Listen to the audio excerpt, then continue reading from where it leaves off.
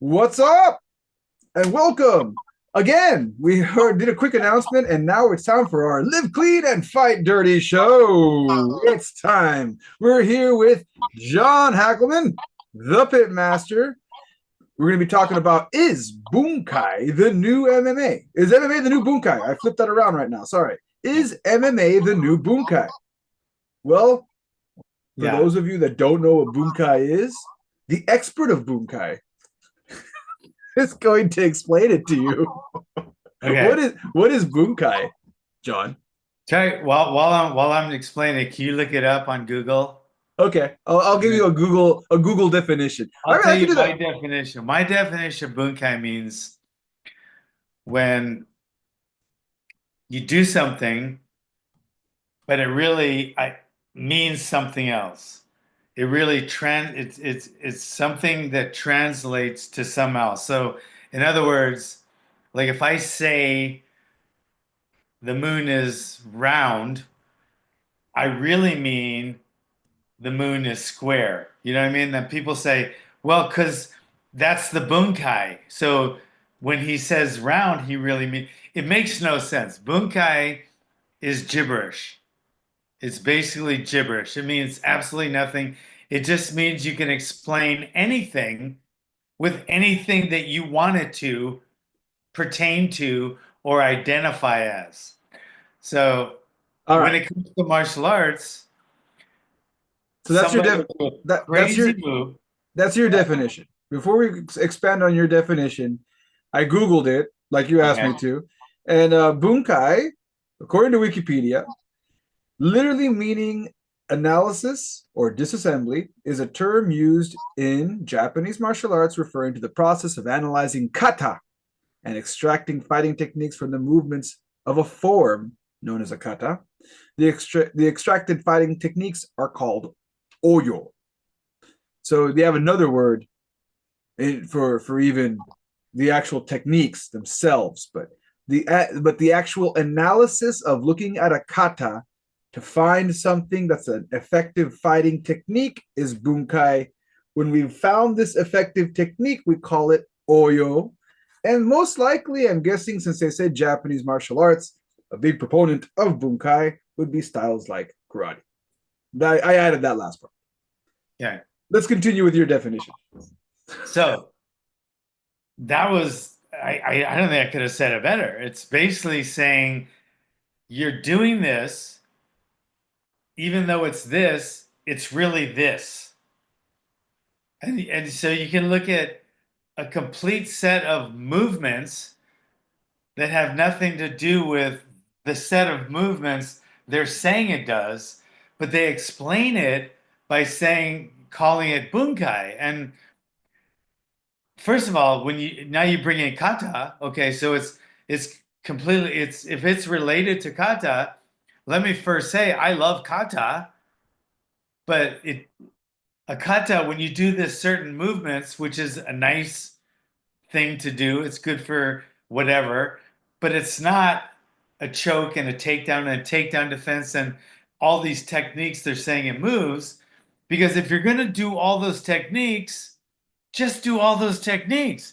If somebody sees you doing a technique, like if someone comes into our gym or our, a typical Kaja Kempo gym, they're watching these movements, they should be able to say, oh shit, that's a left hook, that's an uppercut, that's a punch, that's a takedown, that's a submission, that's a mount, that's a spinning back kick, whatever.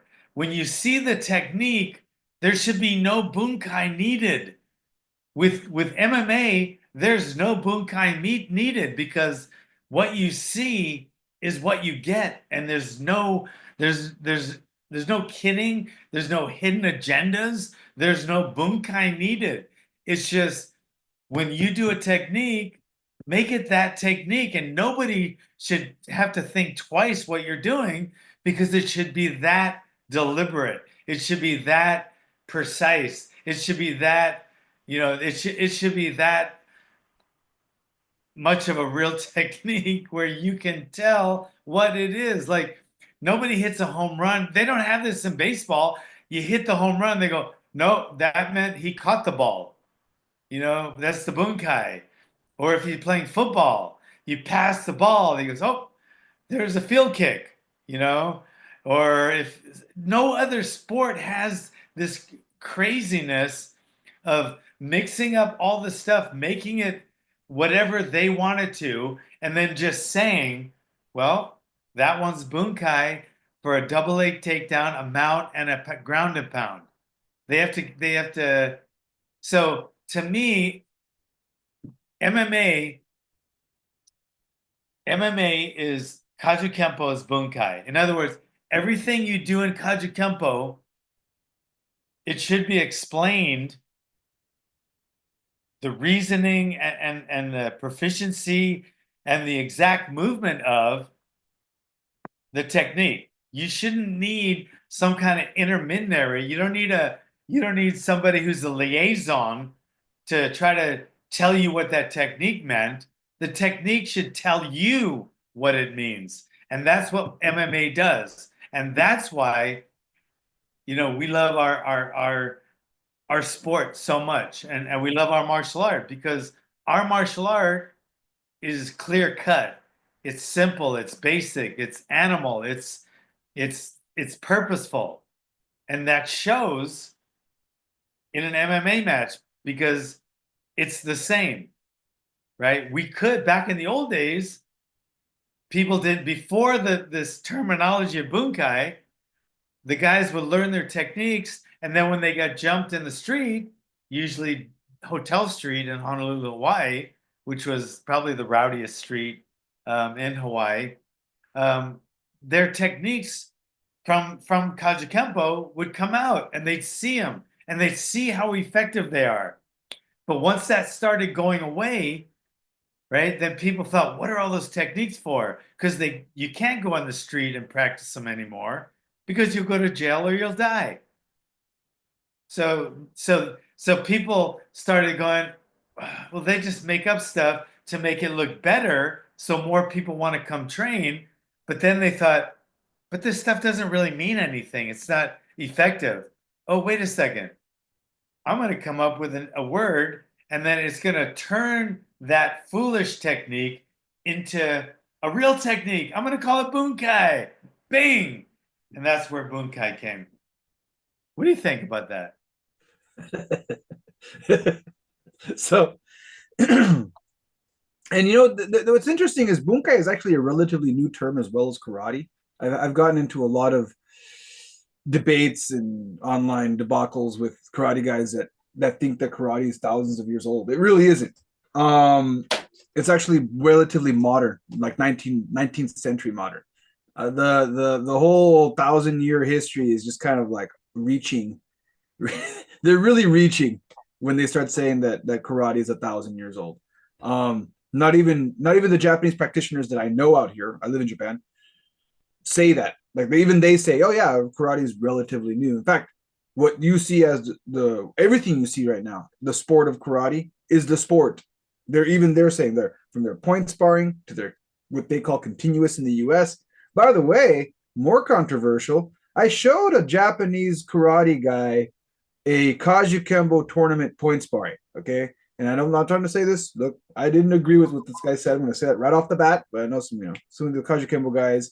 And if you look at what Kaju Kembo does for point sparring, it's a little more contact, but it's similar to what your open martial arts tournaments do for point sparring, as well as Taekwondo. So with limited contact to the face, it's kind of a little harder. But that aside, I showed him the point sparring, and his first words were kitanai, which means dirty in Japanese.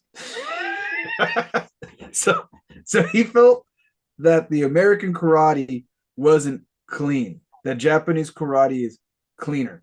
And if you look at Japanese karate, just in the last one they had in the Olympics, the karate fans were upset that the first place guy got disqualified for making too much contact to the face. So their first place guy, the guy who was supposed to win the gold, got disqualified for being too effective, and the guy who lost got gold.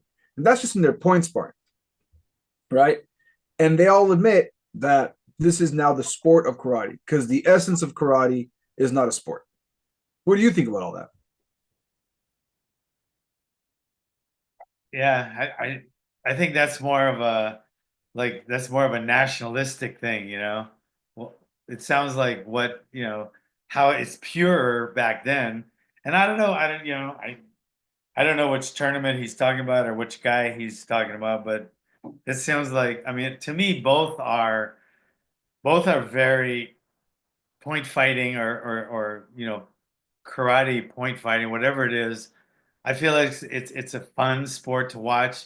Takes a lot of takes a lot of speed and power and flexibility, but it's so far from a real fight, right? I mean, it's just it's it's lacking. You know what I mean? So you know, to argue that point, I'd have to know more about the point fighting world, which I don't. So I don't know which one would be dirtier than the other, but I think they're both very entertaining to watch. I used to love watching and they dance around and then they they'd throw some technique, then they'd look at the referee and they jump around the ring like they just scored a point, and the referee's like, you didn't get a point yet. And they're always arguing with the referee, and it's kind of I mean, it's a fun sport to watch, but I don't give it, I mean, I wouldn't spend much time watching it or teaching it because I feel like if you're teaching a martial art for the sport, just do the sport. But if you're teaching martial arts for real life, then there's way too much going on to spend that much time on foolishness. And you know, Then, so the best testing ground and the best way to practice real-time techniques that really work in the street, but you can still practice them in your dojo. Boom, now you got MMA, and that's perfect. It fits the bill. and then really this goes back to why. What does all this have to do with bunkai? Um, because we know the title of this is MMA the New Bunkai.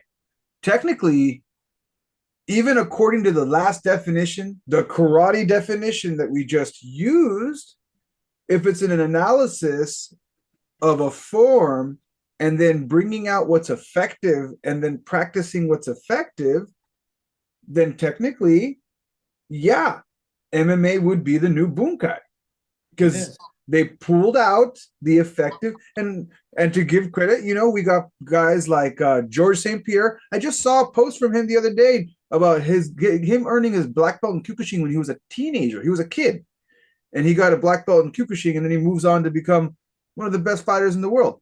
You got people like Lyoto Machida. You got people like Wonderboy Thompson. You got, you know, you got plenty of people that do come from karate backgrounds that did learn kata in MMA.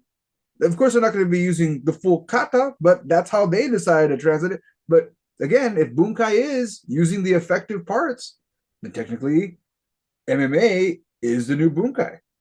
Yeah, yeah, and one thing I want to clear up about people that do katas like Leota and Stephen Wonderboy and and um and George St. Pierre, whoever, you know, if they did kata. I don't know George St. Pierre's background, but maybe he did karate when he was a kid and stuff. But the people that like like kata and do still do kata, like Steve Wonderboy Thompson and Leota, let's not forget that's all they do is karate. So they got 16 hours a day to work out and then do their kata. But most people that do martial arts train maybe 2 to 4 hours a week. They don't have time to learn the kata and then the translation bunkai, right? They just don't have time to do that and train effective, efficient martial arts that'll protect themselves and their family in the street. They just don't have the time. Guys like Wonderboy Thompson, he loves kata. But like I said, he's been at the gym for 16 hours a day since he was like 4 years old.